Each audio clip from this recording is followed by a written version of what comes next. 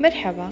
هالمرة جبت لكم صحن كتير زاكي وبشهي، هو الفوتوشيني بالمشروم والبروكلي. طبعا هلأ في سامعين صوت تسجيل أغنية يلا تنام قاعدة بنيم ببنتي.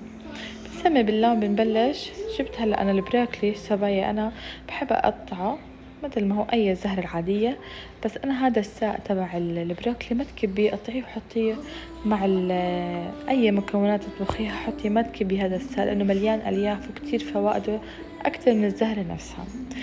هلا الفوتوشيني أنا بحب أحط سفاين، ممكن تحطي فخد بس الأطيب سفاين عشان أطرى. بتحطي زيت نباتي بتحوسيها مع شوية بهار، ملح، فلفل أسود وهيل، بتنزلي المشروم معهم بتدبليهم شوية. بعدين بتضيفي الكريمة. طبعا الكريمة صبايا إذا حسيتيها كتير هيك دسمة خففيها بالحليب، ما تحطي جبنة بتصير كتير دسمة. هلا البريكلي سبايا أنا بحب أخليه فريش لون الأخضر، طبعا عشان يحافظ على طعمه لأنه طعمه بالفوتوشيني كتير يعني رهيب.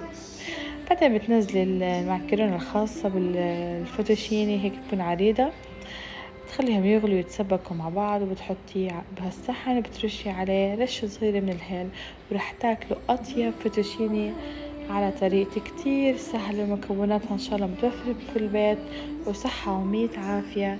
ويسلموا كتير على المتابعة.